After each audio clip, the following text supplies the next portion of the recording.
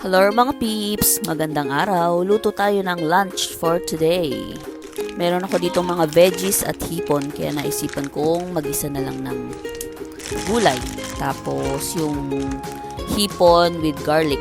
Pero hindi siya buttered garlic. Tapos yung gulay ko, tofu lang yung isasahog ko.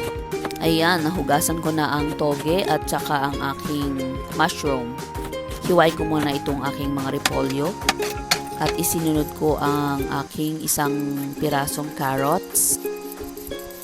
Yan, binalatan ko muna at hiniwa-hiwa ko na din.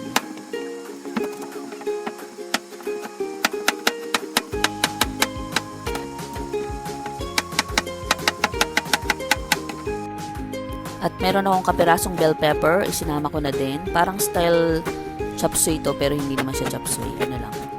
Ginisang gulay ko lang to. Sinamahan ko din ng celery at naghiwa na nga ako ng sibuyas. At bawang. Siyempre, isang gulay yan. Dapat may bawang at sibuyas.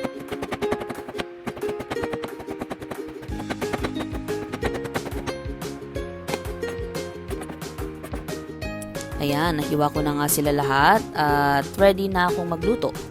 Ayan, dito sa mantika, inuna ko munang iprito ang aking dalawang tofu. Kasi hindi ko naman siya isasabay ng luto dyan. At naisipan ko nga naunahin ko na lang muna pala yung hipon. Kaya, dyan na lang ako nagluto ng hipon. Inuna ko muna mag-isa ng bawang at isinunod ko na yung hipon. Yung hipon ko dito parang aanin ko lang. Parang sasangkutsahin ko lang sa bawang. Tapos hot and pepper. Yun, ganun lang yung gusto kong luto dito sa hipon ko ngayong yung walang butter. Tapos, sinamahan ko ng dried chili. Yan, para magkaroon ng spiciness mo. Ayan, tapos sinalo-halo ko lang ng konti. Tinintahan ko lang ng konting salted pepper. Tapos, tinakpan ko lang muna yan sa saglit. Kasi mabilis lang naman siyang maluluto.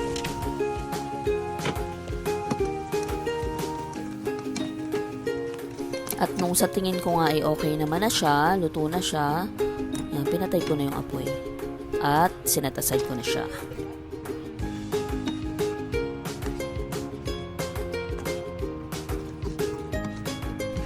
And dun sa pinanggalingan nga ng shrimp ko, dun na rin ako nagisa ng bawang at sibuyas para sa aking veggies. Para magkaroon ba ng konting lasa dun sa hipon. Ayan, ginisa ko lang ang bawang at sibuyas. Sinunod ko yung konting bell pepper. Tapos, nilagay ko na rin yung carrots at nilagyan ko na ng oyster sauce, konting kikuman at tinimplahan ko na doon. Tapos, nilagyan ko ng paminta at konting tubig, konting asin. Tapos, nilagay ko na yung tofu, nilagay ko na at yung mga gulay. Okay na siya. At hinalo-halo ko lang, tinakpan ko saglit kasi para hindi naman siya masyadong ma-overcook. Yan, ganyan lang, konting halo-halo.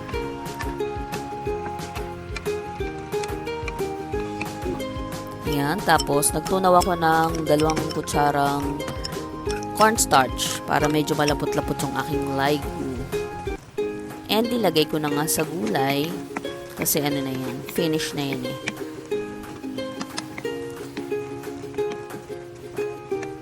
Ayan, nearly done. At nilagay ko na yung aking konting celery sa ibabaw para magkaroon siya ng konting greeny effect. At finish na ang aming ulam for today's lunch. Ginisang gulay at garlic shrimp.